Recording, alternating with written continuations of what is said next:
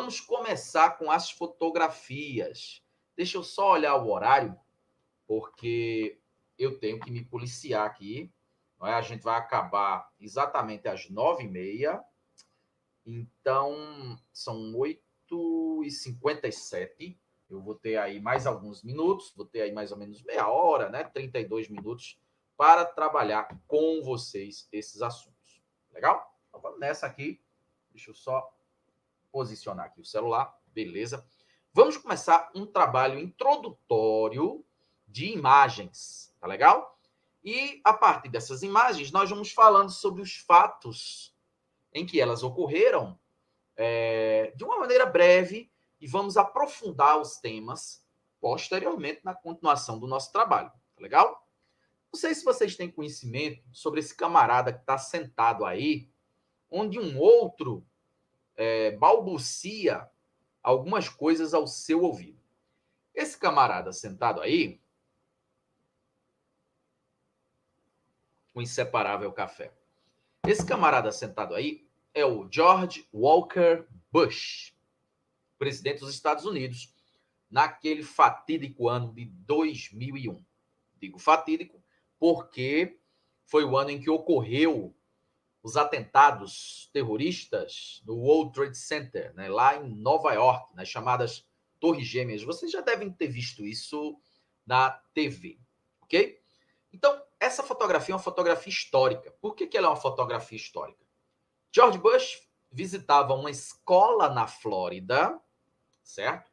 E ao visitar essa escola na Flórida, você pode perceber que tem crianças aí na fotografia, tem a cabeça aparecendo aí de duas criancinhas. Ele estava exatamente numa escola primária na Flórida e, por volta ali do meio-dia, recebe a informação de um jornalista que o acompanhava, exatamente de que um avião tinha sido arremessado por terroristas na Torre Sul do World Trade Center em Nova York. Veja a cara de espanto do Bush ao receber essa mensagem.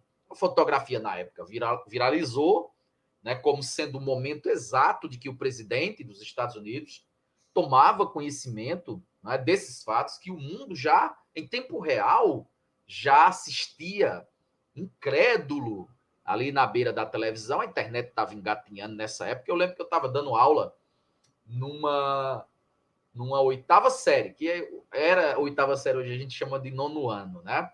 Numa escola privada aqui de Serra. Estava dando aula no momento em que já explodiu a notícia, todo mundo, os professores estavam de aula vaga assistindo TV na sala dos professores, já tomaram conhecimento, já se espalhou ali rapidamente que esse atentado tinha acontecido, ninguém sabia ainda quem era. Claro que posteriormente nós vamos trabalhar o fato, tá certo? Num primeiro momento, só uma introdução para vocês irem tomando gosto e entendendo o objetivo da gente. Então, esse é o pano de fundo da fotografia que vocês estão vendo aí agora na tela de vocês. E agora eu coloco a legenda, agora eu coloco a explicação para vocês compreenderem melhor as circunstâncias nas quais essa imagem ela foi capturada. Tá aqui, ó. O nome do repórter que está transmitindo a mensagem para o Bush era o Ashad Mohamed, jornalista da agência de notícias Reuters. Ele dizia no ouvido do presidente: senhor presidente, o senhor tem conhecimento das notícias que um avião bateu em Nova York? Aproximadamente 12h30, no horário dos Estados Unidos, né, no fuso horário de lá, do dia 11 de setembro de 2001. E o mundo, como eu já disse, assistia ali, incrédulo, aqueles aviões entrando nas torres gêmeas, proporcionando a morte de, acho que mais de 1.500 pessoas. Foi o maior ataque que os Estados Unidos sofreu dentro do seu território desde 7 de dezembro de 1941, quando os japoneses atacaram a ilha de... no Havaí, atacaram a base de Pearl Harbor, né? Lá que precipitou a entrada dos Estados Unidos na guerra. Desde 7 de dezembro de 1941, os Estados Unidos não sofriam um ataque dentro do seu território de tamanhas proporções. Claro, posteriormente, vamos, como eu já disse, investigar melhor esse fato através de outras fotografias que eu trarei hoje. É uma noção assim, de introdução. Vamos para a próxima foto que eu selecionei. Essa aqui é fácil, né? Diz respeito a nós brasileiros. É muito importante, porque envolve um grande brasileiro, o nobre Santos Dumont. A gente sabe que aqui foi uma fotografia tirada em Paris, no ano, se eu não estou enganado, de 1906, testemunhando, é uma captura de imagem aí por um fotógrafo, testemunhando algo histórico. O voo oficial, público e notório de um avião, de um objeto mais pesado que o ar, que levantou voo sozinho, quer dizer, sem uma ajuda externa, sem uma catapulta, sem um balão, notadamente na França em 1906. Vale lembrar que os chamados irmãos Wright, né, alegam que 2 anos antes fizeram algo semelhante nos Estados Unidos. Então há uma certa disputa sobre quem seria o pai da aviação, né, em função dessa polêmica que existe sobre o voo dos irmãos Wright e o voo do 14 bis proporcionado pelo Santos Dumont em 1906. Mas, tipo, oficialmente, pelo menos para nós brasileiros, né, puxando a brasa aqui para nossa sardinha, nós temos exatamente o Santos Dumont como sendo o pioneiro desse feito. E temos aqui a legenda. Ó. Em 23 de outubro de 1906, no campo de Bagatelle, em Paris, o 14 bis, após várias tentativas, percorreu 60 metros em 7 segundos, a uma altura de 2 metros e perante testemunhas, né? Mais de 1.000 espectadores presentes naquela manhã de 1906. Outra fotografia histórica, outra captura de imagem aí que será lembrada e vista por gerações e gerações que vierem depois de nós, sem dúvida alguma. Bom, essa imagem aqui, o que é isso? Essa aglomeração, né, tão condenada hoje em dia, tão impraticável hoje em dia. Só que essa cena, pessoal, ela é de 1989, tá? Na Alemanha, na beira aí do chamado Portão de Brandemburgo, em Berlim. É a famosa queda do Muro de Berlim. E isso nos remete a um outro evento. Aliás, a vários eventos. Não só a queda do Muro de Berlim em si, mas tudo, né, que é acessório, que está atrelado a esse fato. Como, por exemplo, a Guerra Fria, como, por exemplo, a desintegração do bloco soviético, do bloco socialista na chamada Alemanha Oriental e na chamada Europa Oriental como um todo. Todos esses fatos serão, por nós, explorados à medida em que nossa letiva for caminhando, né? E formos também analisando outras fotografias. Como eu disse, hoje é só um pequeno aperitivo. A queda do Muro de Berlim foi um dos acontecimentos mais marcantes do final do século XX. Como eu disse, é 1989. E aconteceu na virada de 9 para 10 de novembro daquele ano, de 1989. Lembro bem, eu, de ter visto coberturas ali ao vivo na TV incessantemente. Até porque a TV, a mídia é completamente liberal, não é? Capitalista, e obviamente algo que simbolizava a derrocada do socialismo naquele momento era notícia para ser comemorada aí com fogos de artifício pelo chamado mundo ocidental. Obviamente nós vamos trabalhar isso de maneira oportuna mais adiante. Bom, gente, eu tenho uma imagem aqui com 4 personalidades negras, não obstante negras, né? Mas eu coloquei aqui exatamente essas 4 paralelamente para a gente analisar alguns contrastes, algumas contradições. Eu não tenho certeza se você conhece uma dessas 4 figuras aí. Eu tenho para mim, de forma intuitiva, que pelo menos um você sabe quem é. o primeiro da esquerda para a direita, né, que é o Barack Obama. Talvez os outros você não saiba quem é, mas pense que talvez esse mais velhinho alguém possa conhecer, que é o Nelson Mandela. Pelo menos de ouvir falar, ok? E aqui eu trago a legenda.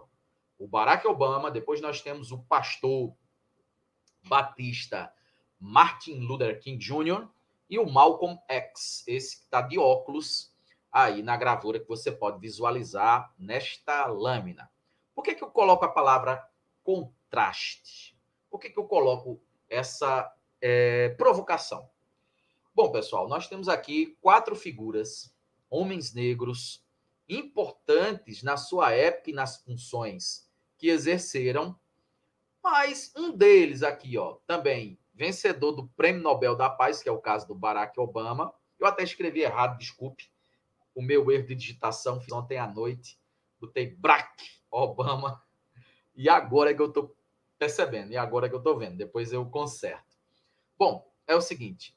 Martin Luther King é autor de um discurso histórico, né? I have a dream. Eu tenho um sonho. Onde ele destrincha ali todo o seu desejo de ver um dia a sociedade, no caso em específico ele se refere à sociedade norte-americana, uma das mais racistas do mundo, onde ele falava que tem um sonho de ver um indivíduo ser reconhecido pelas suas virtudes, pela sua capacidade, pela sua humanidade, e não pela cor da sua pele, se é mais escura, se tem mais melanina, menos melanina. Ele fala muito sobre isso, foi um defensor dos direitos civis dos negros em um momento em que havia bastante segregacionismo nos Estados Unidos. A gente vai falar sobre isso posteriormente. Hoje é só, como já disse, né? É só uma introdução. Da mesma forma, o Malcolm X, que se converteu ao Islã e que tem uma atuação completamente assim também envolvida, né, na obtenção de direitos e de igualdades entre pretos, entre brancos. O mesmo podemos falar do Nelson Mandela, que foi preso, passou décadas preso, num regime do apartheid na África do Sul, um regime extremamente segregacionista e racista, em uma nação de negros, em plena África. Isso é bem interessante. A gente vai discutir, sai da cadeia, vira presidente da República nos anos 90, tem uma trajetória muito bonita, muito legal da gente ver. Vamos refletir sobre isso. E o Barack Obama, cara? O Barack Obama passou 8 anos na presidência da República nos Estados Unidos, se tornou o primeiro negro a ser presidente nos Estados Unidos, algo impensável, não é?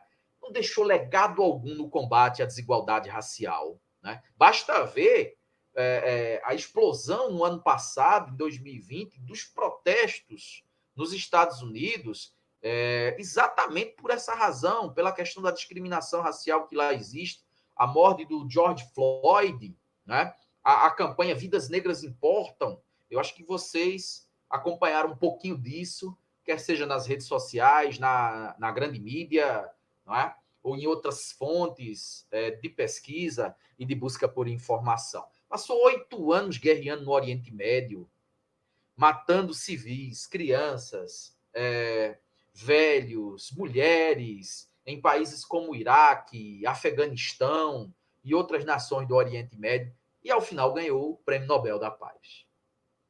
Diga aí. Então é esse contraste, né?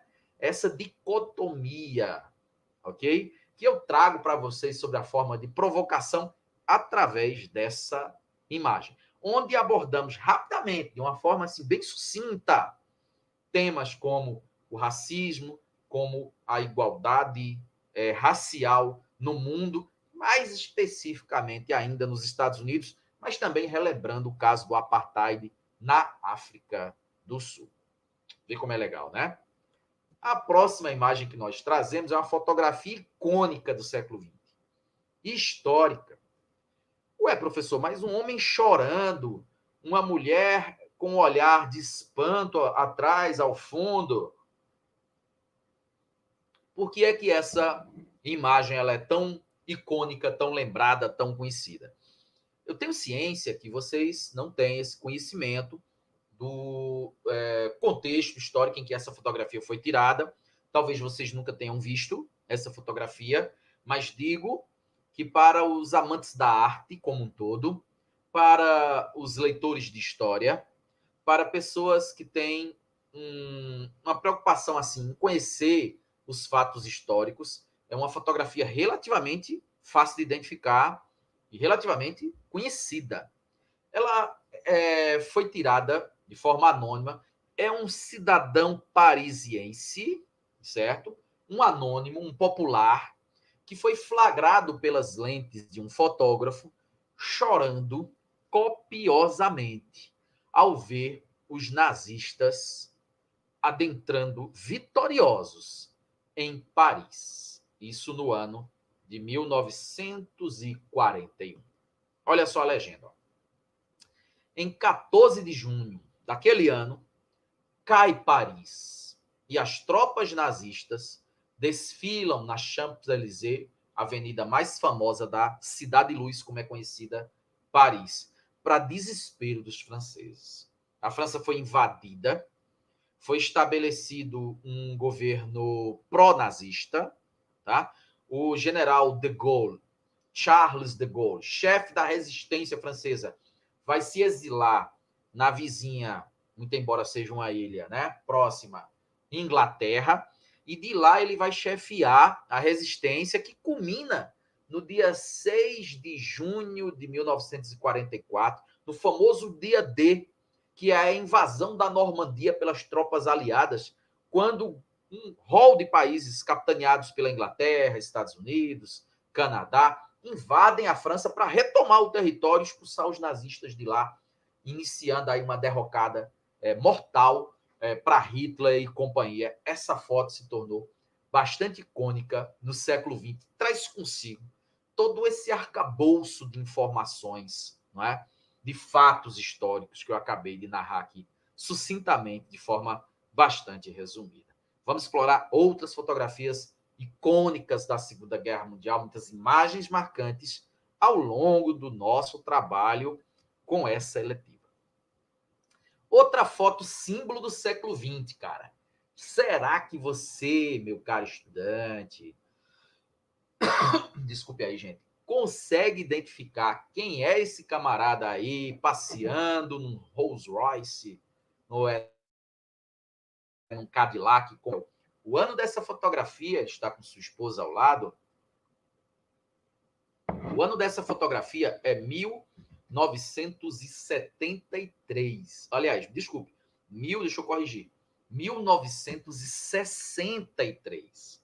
63. Com bastante tempo, né? Vai fazer já 60 anos. Tá perto de completar aí 60 anos. Deixa eu só olhar o horário para eu não me perder. Temos aproximadamente 15 minutos. Bom, então essa fotografia está próxima de completar 60 anos, né? Foi em 1963, em Dallas, se eu não estou enganado. E o camarada retratado nessa fotografia, na verdade essa foto foi até tirada de um filme, de uma imagem, né, captada por um cinegrafista amador, e o dono dessa imagem é o ex-presidente dos Estados Unidos, John Kennedy. Essa imagem ela foi tirada poucos minutos antes da cabeça do presidente ser estraçalhada com um tiro mortal, um tiro que lhe tirou a vida. Resumindo, essa foto representa o assassinato do John Kennedy e simboliza um dos fatos marcantes do século XX, porque passado esse tempo todo, décadas após esse assassinato, e não foi qualquer assassinato, o assassinato do homem mais poderoso do mundo naquele momento, né? Ao lado do Khrushchev, né? Que era o dirigente soviético naquele momento. Um dos dois homens mais poderosos do mundo naquele momento foi assassinado e até hoje ninguém descobriu quem foi. Até descobriram o suposto pistoleiro, mas o mandante, né? Aquele que encomendou o crime, jamais foi descoberto até os dias atuais. Então, realmente é algo absolutamente histórico, uma fotografia também icônica do século XX. Está aqui a legenda. Ó.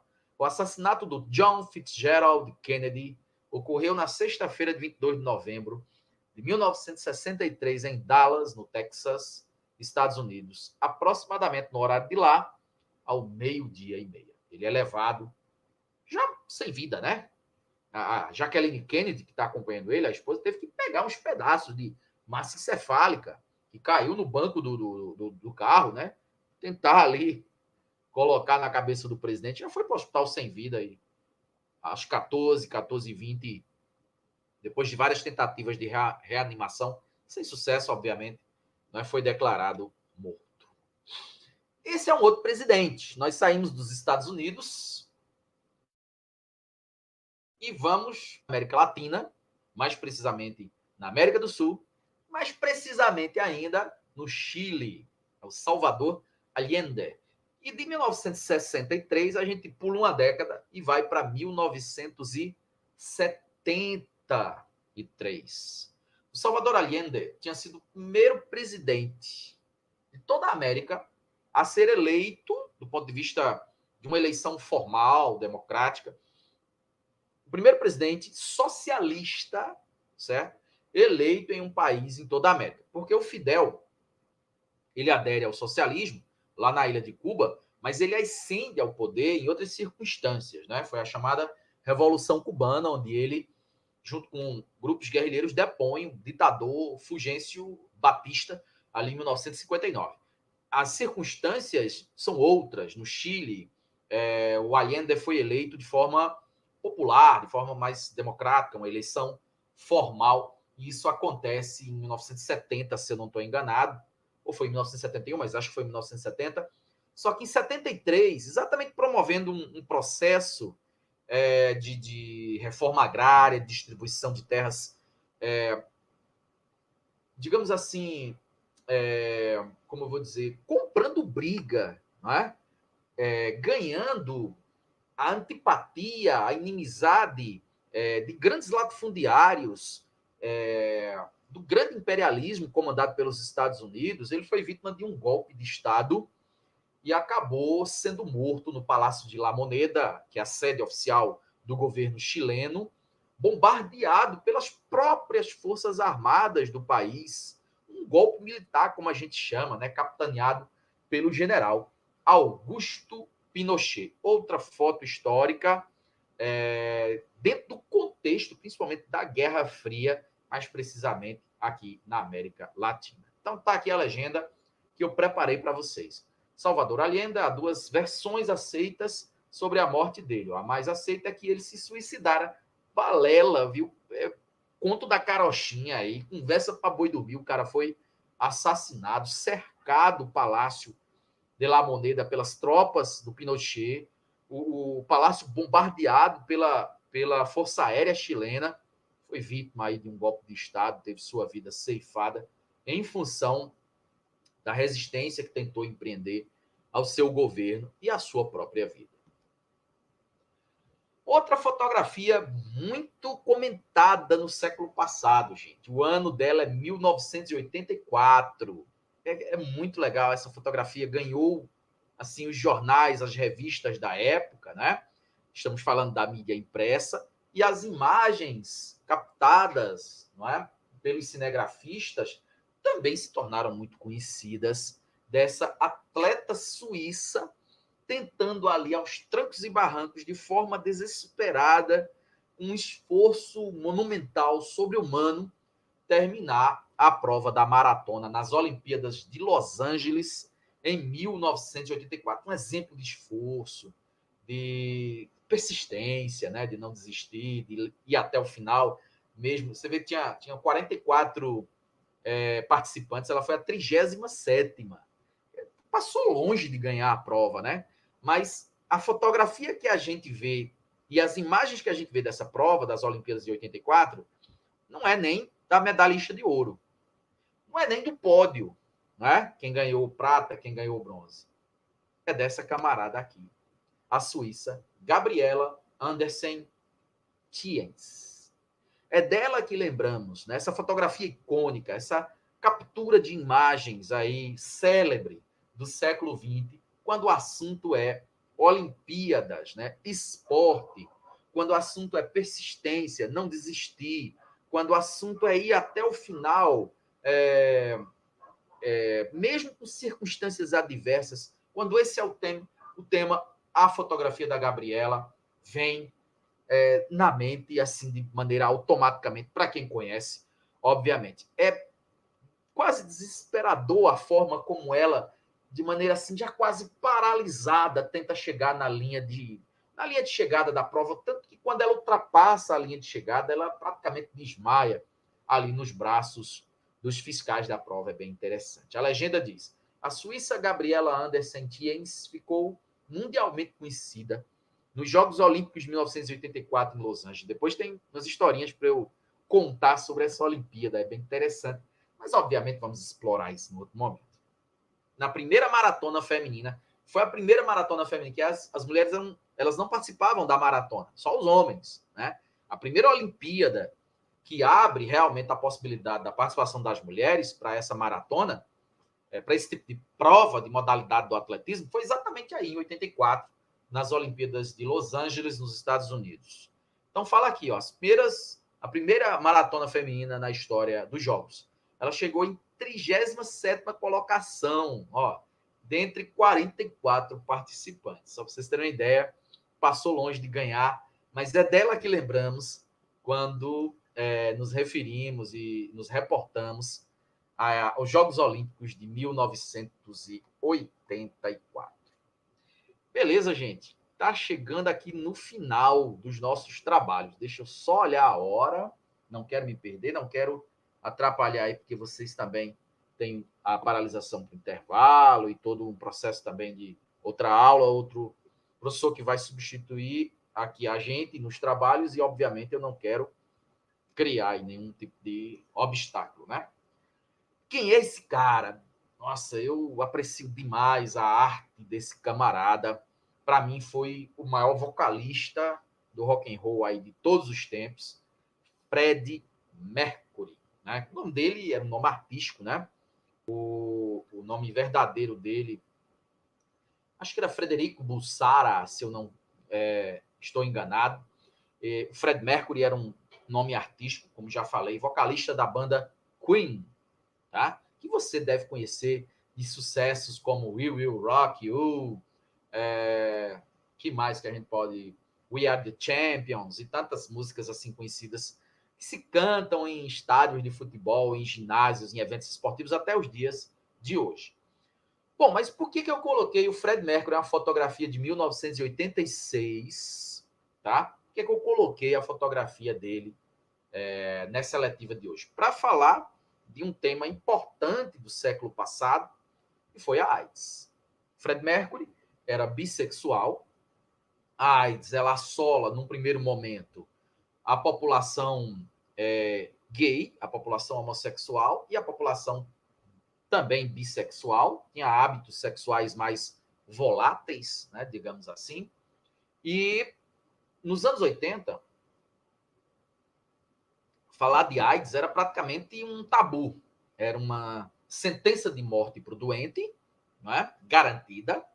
E, antes de mais nada, também uma carga de preconceito muito pesada. Muito pesada. Não é? Foi um dos primeiros artistas a contrair AIDS. Artistas conhecidos mundialmente, né? A contrair AIDS. Nunca assumiu publicamente, a não ser um dia antes de morrer. Ele deu uma entrevista em 1991, no mês de novembro, só não me lembro o dia, em que ele, no leito de morte, né, confessa que está com AIDS. Todo mundo especulava já há algum tempo, pela magreza, pelo sumiço, não é? Que o Fred estava com AIDS, mas ele não assumia. Um dia antes de morrer, no leito de morte, ele assume. Ele dá uma entrevista para um jornal lá da Inglaterra e assume que está com AIDS, pede para todo mundo tomar cuidado, etc. Faleceu no dia seguinte. E aí, como é um tema de grande repercussão, não por ser o Fred, mas pela AIDS que infectou milhões, que matou milhões de pessoas, que ainda mata milhares de pessoas no mundo todos os anos. Então, é uma imagem assim também que eu considero icônica, de grande impacto, de grande relevância do ano passado, melhor dizendo, do século passado. Aí eu trago a legendinha aqui para ilustrar, né? O primeiro caso de AIDS registrado no mundo, registrado como sendo da síndrome da imunodeficiência adquirida, né? Foi no início dos anos 80, mais precisamente no ano de 1981. Foi exatamente de uma médica dinamarquesa chamada Margaret Perhask, que faleceu em 77. Ela tinha passado um tempo na África, feito alguns estudos lá, contraiu provavelmente na África, voltando para a Dinamarca, ela faleceu assim rapidamente dos problemas associados à AIDS, pneumonia e outras debilidades imunológicas que o vírus HIV causa, não é? Então, seu estudo sobre sua morte foi concluído em 81, e aí os pesquisadores identificaram que se tratava realmente de uma nova e até então desconhecida doença e que vem, desde então, ceifando, como eu já disse, milhares, e por que não dizer milhões de vidas. Chegando ao final aqui da nossa letiva, uma foto icônica, talvez uma das mais representativas do século XX. De novo, o ano de 1989. Um protesto acontecia na Praça da Paz Celestial, em Pequim. Um protesto de estudantes e de manifestantes que pediam uma abertura política. Governava a China naquele momento o presidente Deng Xiaoping, certo? E as forças armadas foram acionadas para dispersar os manifestantes. E dispersar os manifestantes é cacete, entendeu? É spray de pimenta, é bombas de gás lacrimogênio, é tudo que se pode entender como de elementos elementos de repressão que o Estado possui e que utiliza regularmente, né, até os dias de hoje, até aqui no Brasil. Mas um manifestante num prédio próximo captou uma imagem, inclusive também tem filmagens desse evento, não só fotográfico, mas registro filmográfico, representando esse anônimo. Nunca ninguém soube quem era esse cara. Um anônimo que enfrentou os tanques de peito aberto, né, para que esses tanques não chegassem até o grupo de manifestantes que estava mais adiante e pudesse haver, quem sabe ali, uma mortandade grande, talvez uma chacina maior, e ele enfrenta os tanques tentam desviar dele, ele afasta na direção na frente dos tanques, tentando, né, com seu próprio corpo, impedir a passagem dos militares rumo à manifestação que estava ali mais para frente. Foto icônica, foto que rendeu aí muitos comentários e muitas discussões no século passado acerca desse evento, o massacre da Praça da Paz Celestial em Pequim, 1989. Trazemos aqui a legenda para vocês. Ó. Jeff Winderner foi o autor dessa famosa fotografia, a fotografia O Homem do Tanque, como ficou conhecida mundialmente. No massacre da Praça da Paz Celestial, em Pequim, foi tirado na manhã de 5 de junho, do 6º andar do Hotel Beijing, a cerca de 200 metros dos fatos, até então sob o controle dos militares. Muito legal, pessoal, muito bom. Mas o nosso tema aqui ainda tinha outras cositas, só que o nosso tempo ele é limitado. Então eu vou interromper aqui a transmissão e vou me despedir de vocês, exatamente porque atingimos o nosso limite, o nosso horário.